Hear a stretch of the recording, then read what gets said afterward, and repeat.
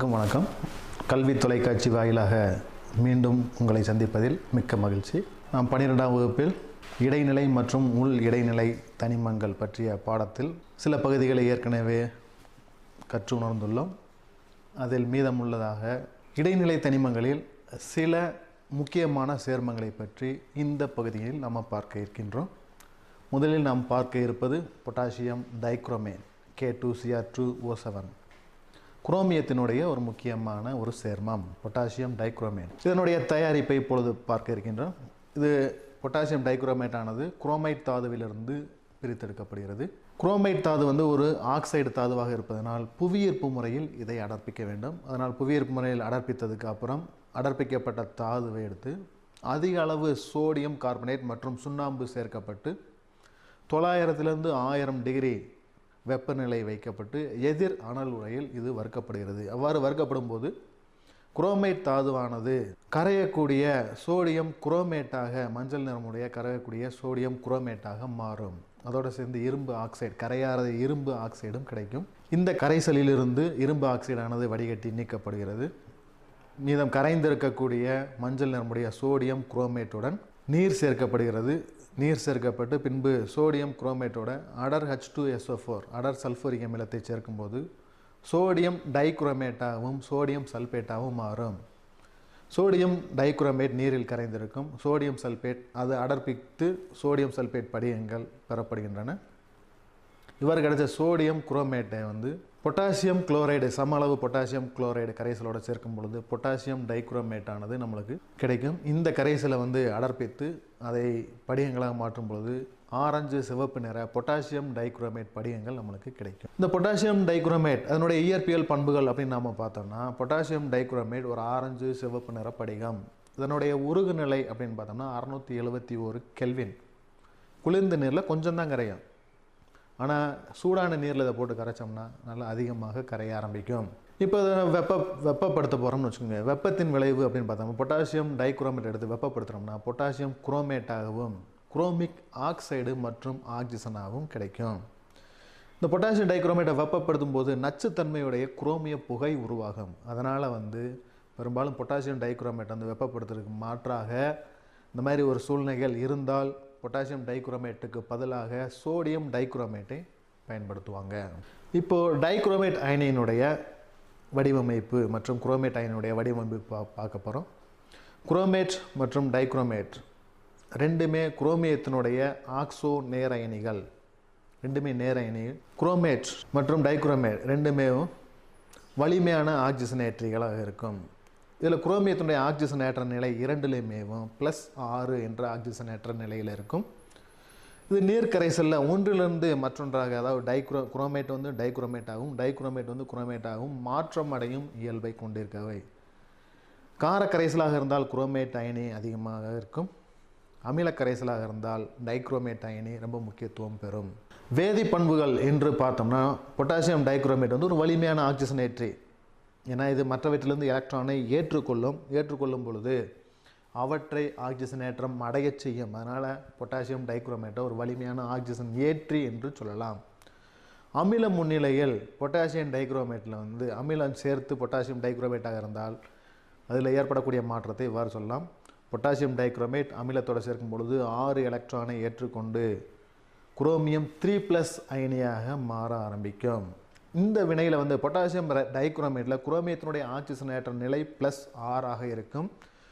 Chromium 3+ அயனியாக மாறும் பொழுது அதனுடைய ஆக்சிஜனேற்ற நிலை +3 குறையும். அப்போ 3 எலக்ட்ரானை ஏற்றுக்கொள்ளும். இது மற்றவற்றிலிருந்து 3 எலக்ட்ரானை எடுத்துக்கொள்ளும் போது அவற்றை ஆக்சிஜனேற்றம் அடைய செய்யும். அதனால் இது வலிமையான ஆக்சிஜனேற்றி என்று சொல்லலாம். இதற்கு எடுத்துக்காட்டாக சிலவற்றை பார்க்கலாம். பொட்டாசியம் டைக்ரோமேட் ஃபெரஸ் அயனியை ஃபெரிக் அயனியாக எளிதாக ஆக்சிஜனேற்றம் அடையும். ஃபெரஸ் அப்படின்னா Fe2+.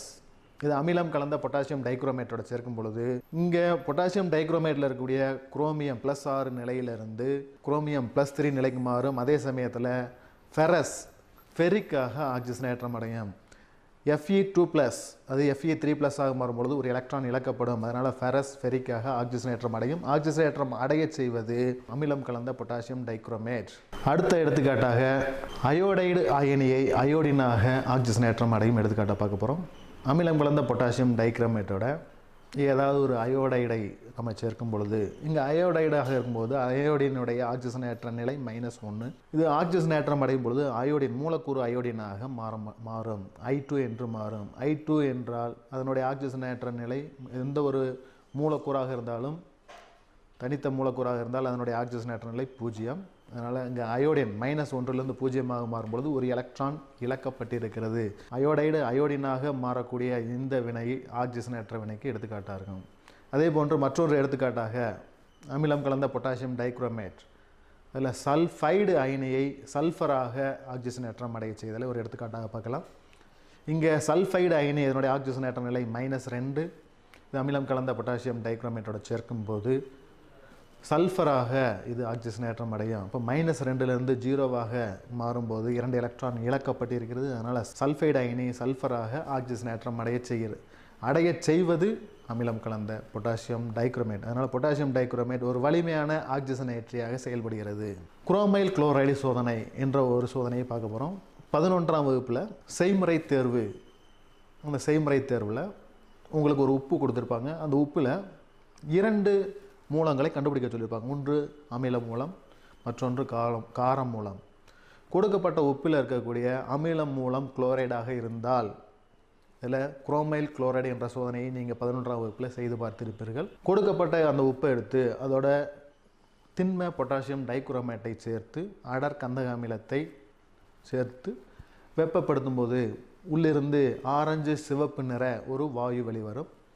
அந்த ஆரஞ்சு சிவப்பு நிற வாயுவை சோடியம் ஹைட்ராக்சைடு கரைசலில் செலுத்தி பின்பு அந்த கரைசலோட அசிட்டிக் அமிலத்தை சேர்த்து அந்த கரைசல் முழுவதையும் அமிலத்தன்மையுடையதாக மாற்றம் செய்த பிறகு லெட் அசிட்டேட் கரைசலை சேர்த்தால் மஞ்சள் நிற வீழ்படிவு ஒன்று உண்டாகும். அப்படி மஞ்சள் நிற வீழ்படிவு உண்டானால் உங்களுக்கு கொடுக்கப்பட்ட உப்பானது குளோரைடு அமில மூலத்தை கொண்டுள்ளது என்பதை நீங்கள் அறிந்து கொண்டு இருப்பீர்கள். அதே சோதனையை தான் இப்போது பார்க்க போகிறோம். பொட்டாசியம் டைகுரோமேட்டை ஏதாவது ஒரு குளோரைடு உப்பு, உதாரணத்துக்கு இங்கே சோடியம் குளோரைடை சொல்லலாம், அந்த மாதிரி ஒரு உப்போடு சேர்த்து அடர் கந்தக அமிலத்தின் முன்னிலையில் வெப்பப்படுத்தும் போது உள்ளிருந்து ஒரு ஆரஞ்சு சிவப்பு நிற குரோமைல் குளோரைடு அப்படின்ற ஒரு ஆவி வெளியேறும். CrO2Cl2, இதுதான் குரோமைல் குளோரைடு. இந்த சோதனையானது கனிம உப்புக்கள், அந்த உப்புக்களை கண்டறியக்கூடிய பண்பறி பகுப்பாய்வில் குளோரைடு அயனி இருக்கிறதா இல்லையா என்பதை உறுதிப்படுத்துவதற்கு இந்த சோதனையை பயன்படுத்தலாம். இப்போ உதாரணத்துக்கு பொட்டாசியம் டைகுரோமேட் அதோட சோடியம் குளோரைடை சேர்த்து அடர் H2SO4 போட்டோம்னா potassium hydrogen sulphate, sodium hydrogen sulphate அதோடு சேர்ந்து குரோமைல் குளோரைடு மற்றும் நீர் கிடைக்கும். வெளிவரக்கூடிய குரோமைல் குளோரைடை சோடியம் ஹைட்ராக்சைடு கரைசலில் உள்ளே செலுத்தி கரைக்கணும். கரைச்சதுக்கப்புறம் அதில் அசிட்டிக் அமிலத்தை சேர்த்து அந்த கரைசல் முழுவதையும் அமிலத்தன்மையாக மாற்றி அதன் பிறகு லெட் அசிட்டேட் கரைசலை சேர்க்கும் பொழுது கடைசியாக மஞ்சள் நிறமுடைய லெட் குரோமைட் வீழ்படிவு உண்டாகும். இங்கே குரோமைல் குளோரைடை சோடியம் ஹைட்ராக்சைடில் சேரும் பொழுது சோடியம் குரோமேட் மஞ்சள் நிறமுடையது கிடைக்கும், ஒரு கரைசலாக இருக்கும். அந்த சோடியம் குரோமேட்டில் லெட் அசிட்டேட்டை சேர்த்தோம்னா லெட் குரோமேட் அப்படின்ற மஞ்சள் நிற வீழ்படிவு கிடைக்கும். அப்போ மஞ்சள் நிற வீழ்படிவு கிடைத்தால் நம்மளுக்கு கொடுக்கப்பட்ட கனிம உப்பில் குளோரைடு அமிலம் மூலம் உள்ளது என்பதை உறுதிப்படுத்தலாம். இது குரோமைல் குளோரைடு சோதனை. இப்போ அடுத்ததாக இந்த பொட்டாசியம் டைகுரோமேட்டினுடைய சில பயன்களை பற்றி நம்ம பார்க்க இருக்கின்றோம். இது ஒரு வலிமையான ஆக்சிஜனேற்றியாக இதை பயன்படுத்தலாம். நிறைய சேர்மங்களை ஆக்சிஜனேற்றம் செய்வதற்கு பொட்டாசியம் டைகுரோமேட்டை பயன்படுத்தலாம். சாயத் தொழிலில், அச்சு தொழில்களில் இதை பயன்படுத்தலாம். தோல் பதனிடும் தொழில்கள்லையும் பொட்டாசியம் டைகுரோமேட் பயன்படுகிறது. பருமனரி பகுப்பாய்வில் இரும்புடைய சில சேர்மங்கள் மற்றும் அயோடைடுகள் இதனுடைய அளவுகளை அளந்திருக்கிறதுக்கு இதை பயன்படுத்தலாம். அடுத்ததாக நாம் பார்க்க போகின்ற ஒரு முக்கியமான சேர்மம் மேங்கனீஸினுடைய ஒரு சேர்மம் பொட்டாசியம் பெர்மாங்கனேட். இதனுடைய ஃபார்முலா உங்களுக்கு தெரியும், KMnO4. பொட்டாசியம் பெர்மாங்கனேட் ஒரு முக்கியமான சேர்மம். இதனுடைய தயாரிப்பு முறையை முதல்ல நம்ம பார்க்க போகிறோம்.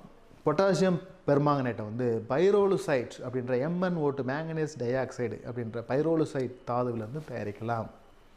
இந்த பொட்டாசியம் பெர்மாங்கனேட் தயாரிப்பு முறை 2 படிநிலைகளை உள்ளடக்கியதாக இருக்கும். இன்னொன்று, முதல்ல பைரோலுசைட் தாதுவை பொட்டாசியம் மாங்கனேட்டாக மாற்றணும்.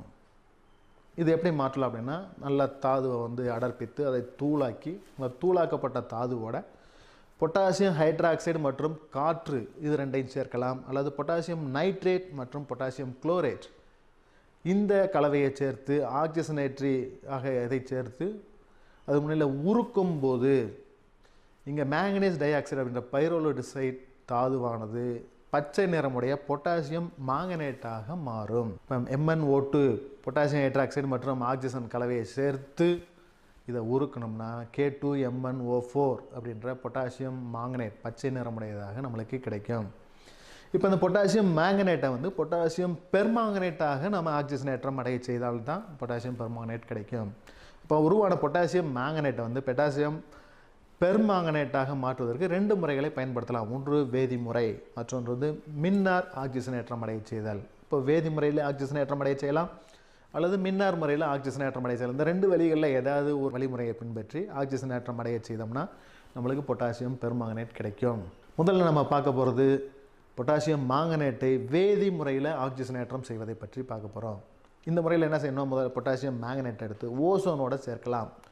ஓசோனோட சேர்த்தாலும் ஆக்சிஜனேற்றம் அடைஞ்சு பொட்டாசியம் பெர்மாங்கனேட் கிடைக்கும். அல்லது குளோரினோட சேர்க்கும் போதும் இந்த பொட்டாசியம் மாங்கனேட்டானது பொட்டாசியம் பெர்மாங்கனேட்டாக ஆக்சிஜனேற்றம் அடையும். அப்போ வேதி முறையில் பொட்டாசியம் மாங்கனேட்டை பொட்டாசியம் பெர்மாங்கனேட்டாக ஆக்சிஜனேற்றம் அடைய செய்வதற்கு 2 காரணிகளை நம்ம பயன்படுத்தலாம். ஒன்று ஓசோன், மற்றொன்று குளோரின். அடுத்ததாக மின்னார் ஆக்சிஜனேற்றம். இந்த முறையிலையும் பொட்டாசியம் மாங்கனேட்டை பொட்டாசியம் பெர்மாங்கனேட்டாக ஆக்சிஜனேற்றம் அடைய செய்யலாம். இதுக்கு வந்து ஒரு மின்கலன் தேவை. 2 மின்வாய்கள் எடுத்துக்கிடுவாங்க.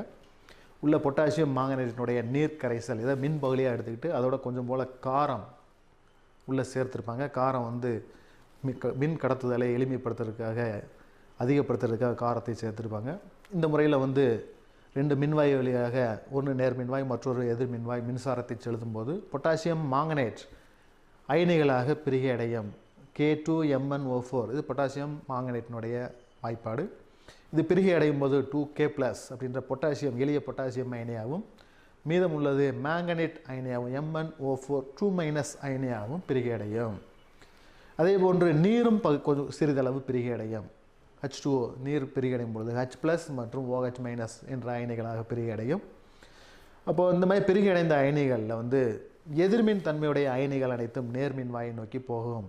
இப்போது நம்ம முதல்ல எடுத்துக்கொண்ட பொட்டாசியம் மாங்கனேட்டில் எதிர்மின் அயனி வந்து மேங்கனேட் அயனி MnO4 2-. இது எதிர்மின் தன்மையுடையதாக இருக்கிறதுனால நேர்மின் வாயை நோக்கி போய் அங்கே நேர்மின் வாயில் வந்து பெர்மாங்கனேட் அயனியாக மாற்றப்படும்.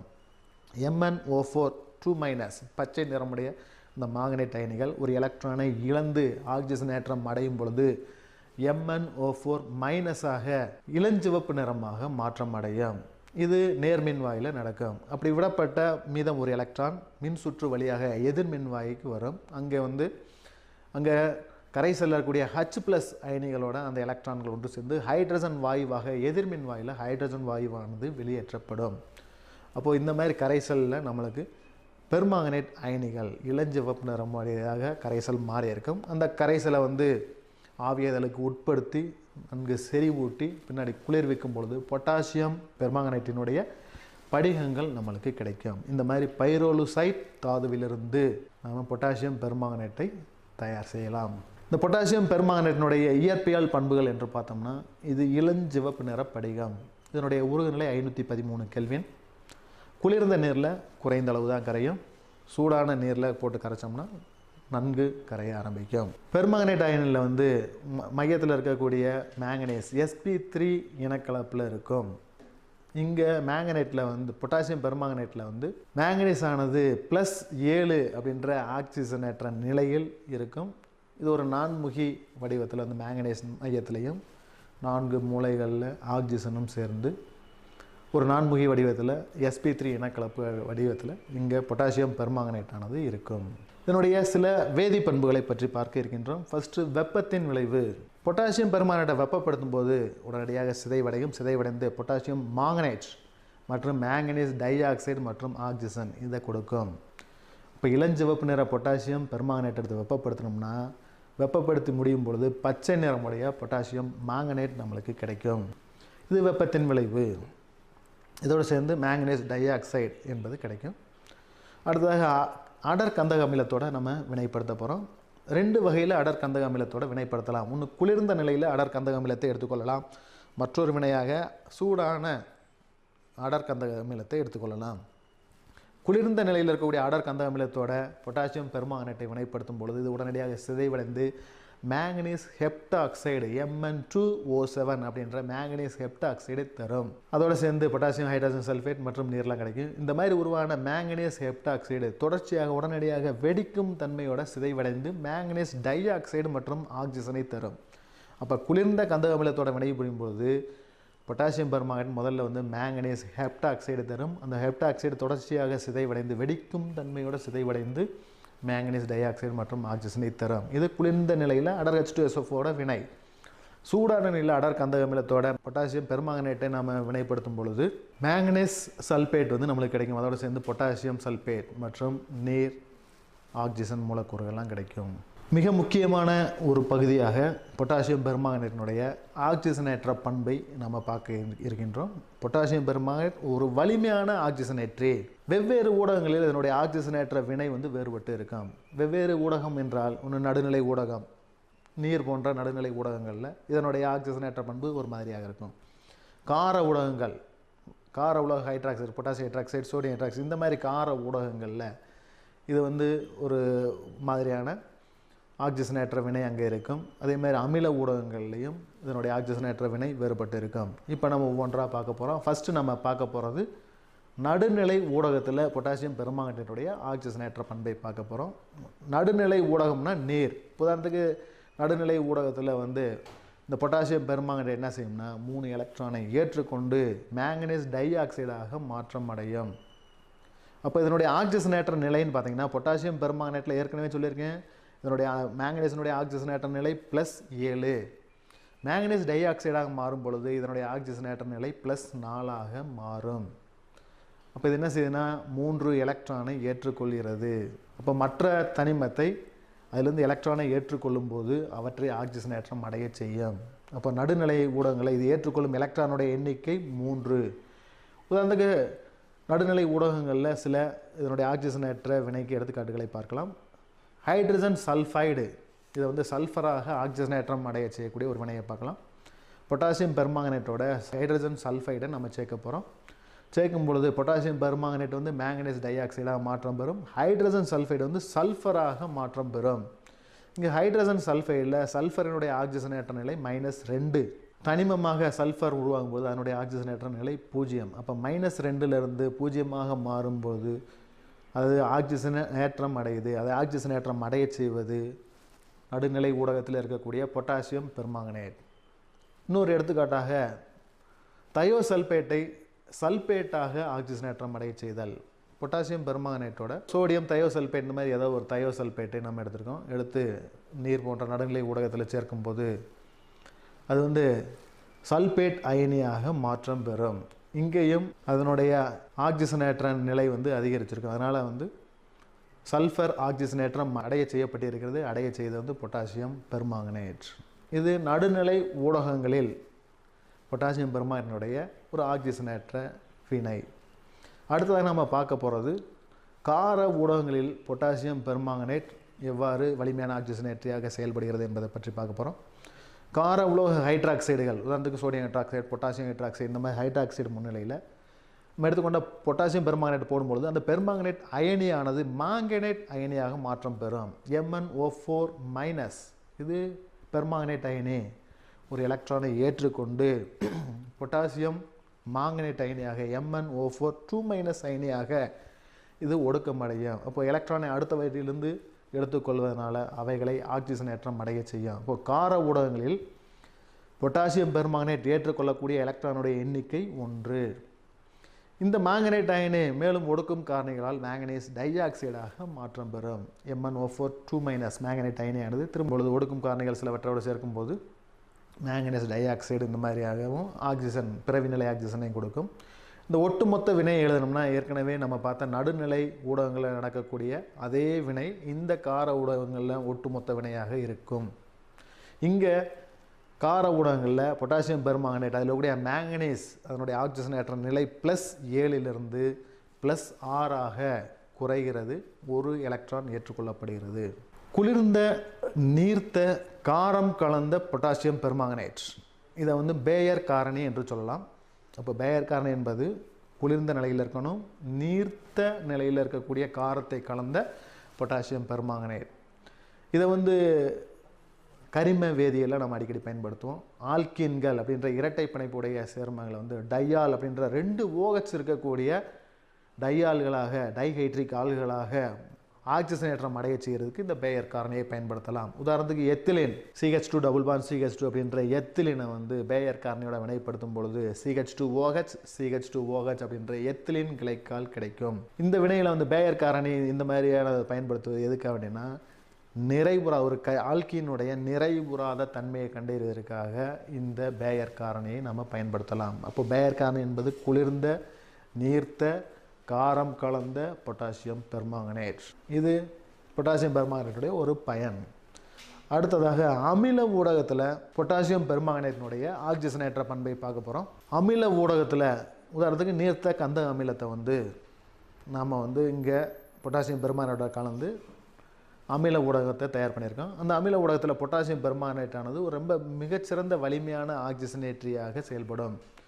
இங்கே பெர்மாங்கனேட் அயனி Mn+7 அப்படின்ற ஆக்சிஜனேற்ற நிலையிலிருந்து +2 என்ற ஆக்சிஜனேற்ற நிலைக்கு மாற்றம் பெறும். இப்போ MnO4- அப்படின்ற பெர்மாங்கனேட் அயனியானது அமில ஊடகத்தில் 8H+ மற்றும் 5 எலக்ட்ரானை ஏற்றுக்கொள்ளும். அதனால தான் இதனுடைய ஆக்சிஜனேற்ற நிலை +7லிருந்து +2ஆக குறையுது. 5 எலக்ட்ரானை ஏற்றுக்கொள்வதனால மற்றவையிலிருந்து 5 எலக்ட்ரானை இது எடுத்துக்கொள்ளும். அதனால் 5 எலக்ட்ரானை அவைகளை இழக்கச் செய்வதனால இது வலிமையான ஆக்சிஜனேற்றியாக பயன்படுகிறது. அமில ஊடகத்தில் பொட்டாசியம் பெர்மாங்கனேட்டுடைய ஆக்சிஜனேற்ற தன்மைகளை வந்து சில எடுத்துக்காட்டுகள் மூலமாக நம்ம பார்க்க போகிறோம். ஃபெரஸ் உப்புக்கள், அதை வந்து ஃபெரிக் உப்புக்களாக இது எளிதாக ஆக்சிஜனேற்றம் அடைய செய்யும். ஒரு எடுத்துக்காட்டாக அந்த சமன்பாடை பார்த்தீங்கன்னா 2MnO4- 2 பொட்டாசியம் பெர்மாங்கனேட் எடுத்திருக்கோம், 10 ஃபெரஸ் உப்புக்கள் எடுத்திருக்கோம், அதோடு சேர்ந்து 16H+ அமிலங்களை சேர்க்கும் பொழுது MnO4- அப்படின்ற பொட்டாசியம் பெர்மாங்கனேட் அயனி அது Mn2+ அப்படின்ற அயனியாக மாறும். ப்ளஸ் அந்த ஃபெரஸ் உப்புக்கள் அனைத்தும் ஃபெரிக் உப்புக்களாக மாற்றம் பெறும். ப்ளஸ் நீர் கிடைக்கும். இங்கே ஃபெரஸ்னா +2 ஆக்சிஜனேற்ற நிலை, ஃபெரிக்னா +3 ஆக்சிஜனேற்ற நிலை. அப்போ ஆக்சிஜனேற்றம் அடைஞ்சிருக்கு. அடைய செய்தது அமிலம் கலந்த பொட்டாசியம் பெர்மாங்கனேட். இன்னொரு எடுத்துக்காட்டாக அயோடைடு அயனியை அயோடினாக ஆக்சிஜனேற்றம் அடைய செய்தல். அயோடைடு அயனி ஏதோ ஒரு அயோடைடு அயனி எடுத்திருக்கோம். வழக்கம் போல் அமிலம் கலந்த பொட்டாசியம் பெர்மாங்கனேட்டை நாம் சேர்க்கும் போது பொட்டாசியம் பெர்மாங்கனேட்டானது Mn2+ அயனியாக மாறும். அயோடைடு அயனி மூலக்கூறு அயோடினாக மாறும். அயோடைடு அயனினா அதனுடைய ஆக்சிஜனேற்ற நிலை -1. மூலக்கூறு அயோடினாக இருந்தால் அதனுடைய ஆக்சிஜனேற்ற நிலை 0. அப்போ -1லேருந்து 0 இருந்தால் எலக்ட்ரான் இழக்கப்பட்டிருக்கிறது. ஆக்சிஜனேற்றம் அயோடின் அடைந்திருக்கிறது. அடைய செய்தது பொட்டாசியம் பெர்மாங்கனேட். மற்றொரு எடுத்துக்காட்டாக சல்ஃபைடு அயனியை சல்ஃபராக ஆக்சிஜனேற்றம் அடைதலை சொல்லலாம். சல்ஃபைடு அயனி இதனுடைய ஆக்சிஜனேற்ற நிலை -2. இதை வந்து அமிலம் கலந்த பொட்டாசியம் பெர்மாங்கனேட்டில் சேர்க்கும் பொழுது தனிம சல்ஃபராக இது வந்து மாற்றம் அடையும். சல்ஃபைடாக இருக்கும் பொழுது -2 இதனுடைய ஆக்சிஜனேற்ற நிலை, தனிமமாக மாறும்பொழுது அதனுடைய ஆக்சிஜனேற்ற நிலை 0. இப்போ -2லேருந்து 0 மாறினா 2 எலக்ட்ரான் இழக்கப்பட்டிருக்கிறது.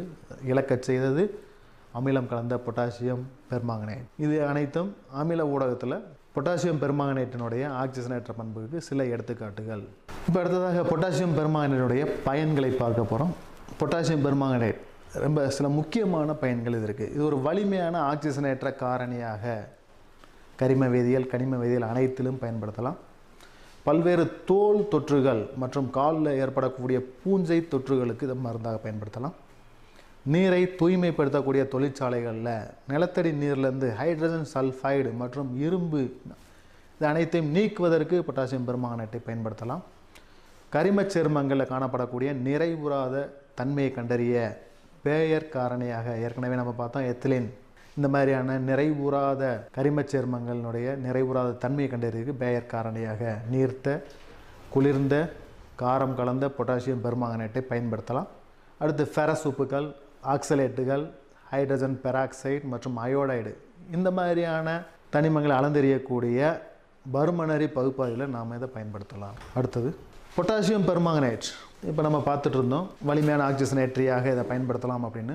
3 ஊடகங்களில் இதை ஆக்சிஜனேட்டாக பயன்படுத்தலாம். நடுநிலை ஊடகம், மற்றொன்று கார ஊடகம், மற்றொன்று அமில ஊடகம். அமில ஊடகம் என்று சொல்லும்போது 3 வகையான அமிலங்களை நம்ம சேர்க்க முடியுமா அப்படின்னு பார்க்கலாம். ஒன்று வந்து HCl. இதை வந்து பொட்டாசியம் பெர்மாங்கனேட்டை அமில கரைசலாக அதோட சேர்ந்து அமிலம் கலந்த பொட்டாசியம் பெர்மாங்கனேட்டாக நம்ம பயன்படுத்த முடியுமா அப்படின்னா இதை பயன்படுத்த முடியாது. ஏன்னா பொட்டாசியம் பெர்மாங்கனேட்டோட குளோரின் சேரும்போது பொட்டாசியம் பெர்மாங்கனேட் அது வந்து Mn2+ அயனியாகவும் குளோரின் HCl சேர்க்கும் பொழுது குளோரின் மூலக்கூறாகவும் ஆக்சிஜனேற்றம் அடைஞ்சிடும். அதனால ஹைட்ரோகுளோரிக் அமிலத்தை நாம வந்து அமில ஊடகமாக பொட்டாசியம் பெர்மாங்கனேட்டுக்கு பயன்படுத்த முடியாது. அதே மாதிரி நைட்ரிக் அமிலம் இதையும் பயன்படுத்த முடியாது. ஏன்னா இது வலிமையான ஆக்சிஜனேட்டியா இருக்கனால இந்த வினையில் இருக்கக்கூடிய மற்ற ஒடுக்க காரணிகளோட இது வினை புரிய ஆரம்பிச்சிடும்.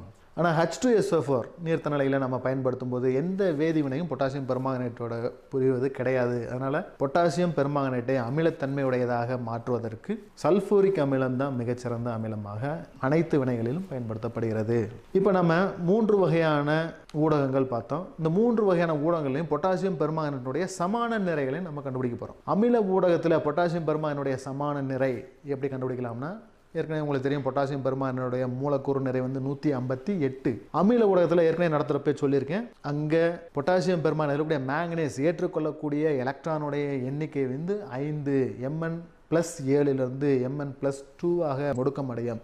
5 எலக்ட்ரான்களை ஏற்றுக்கொள்வதனால பரிமாறப்படும் எலக்ட்ரான் மோல்களுடைய எண்ணிக்கை வந்து 5. அதனால பொட்டாசியம் பெர்மாங்கனேட்டுடைய மூலக்கூறு நிறை 158 இந்த பரிமாறப்படும் எலக்ட்ரான் மோல்களினுடைய எண்ணிக்கையான 5ஆல் வகுக்கும்போது கிடைக்கக்கூடிய மதிப்பு 31.6. இது வந்து அமில ஊடகத்தில் பொட்டாசியம் பெர்மாங்கனேட்டுடைய சமான நிறை. கார ஊடகமாக இருந்தால் பொட்டாசியம் பெர்மாங்கனேட்டுடைய மூலக்கூறு நிறை 158 கார ஊடகத்தில் Mn+7 Mn+6 அங்கே பொட்டாசியம் பெர்மாங்கனேட் மேங்கனேட் அயனியாக மாறும். அதனால் அங்கே பரிமாறப்படும் மோல் எலக்ட்ரானுடைய எண்ணிக்கை வந்து 1. அதனால் 158 1ஆல் வகுக்கும்போது 158 தான் கிடைக்கும். அதனால் கார ஊடகத்தில் பொட்டாசியம் பெர்மாங்கனேட்டுடைய சமான நிறை 158. நடுநிலை ஊடகமாக இருந்தால் இங்கே அதனுடைய பொட்டாசியம் பெர்மாங்கனேட்டுடைய சமான நிறை எப்படி கண்டுபிடிக்கலாம்னா பொட்டாசியம் பெர்மாங்கனேட்டுடைய மூலக்கூறு நிறை 158. அங்கே வந்து பொட்டாசியம் பெர்மாங்கனேட் அதில் இருக்கக்கூடிய மேங்கனீஸ் Mn+7 ஆக்சிஜனேற்ற நிலையிலிருந்து +4 ஆக்சிஜனேற்ற நிலையாக குறையும். அப்போ ஏற்றுக்கொள்ளக்கூடிய எலக்ட்ரான் மோல்களினுடைய எண்ணிக்கை 3 இருக்கும். அதனால் 158 என்ற மூலக்கூறு நிறைய வந்து 3ஆல் வகுக்கும்போது கிடைக்கக்கூடிய மதிப்பு 52.67. இது நடுநிலை ஊடகத்தில் பொட்டாசியம் பெர்மாங்கனேட்டுடைய சமான நிறை. மாணவர்களே, நாம் இப்போ இடைநிலை தனிமங்களில் குரோமியத்தினுடைய ஒரு முக்கியமான சேர்மமாக பொட்டாசியம் டைக்ரோமேட் அதனுடைய தயாரிப்பு மற்றும் அதனுடைய இயற்பியல் மற்றும் வேதியியல் பண்புகள் மற்றும் அதனுடைய பயன்கள் பற்றி பார்த்தோம். மற்றொரு 3D வரிசை தொடரில் இருக்கக்கூடிய மற்றொரு தனிமமான மேங்கனீஸ் அதனுடைய முக்கியமான ஒரு தனிமமான பொட்டாசியம் பெர்மாங்கனேட் அந்த தனிமத்தினுடைய தயாரிப்பு அதனுடைய இயற்பியல் மற்றும் வேதியியல் பண்புகள் அதனுடைய அமைப்பு அது எவ்வாறு வலிமையான ஆக்சிஜனேற்றிகளாக 3 வகையான ஊடகங்களிலும் பயன்படுகிறது என்பதை பற்றியெல்லாம் இப்போது பார்த்தோம். கல்வி தொலைக்காட்சி வாயிலாக உங்களை சந்தித்ததில் மிக்க மகிழ்ச்சி. நன்றி, வணக்கம்.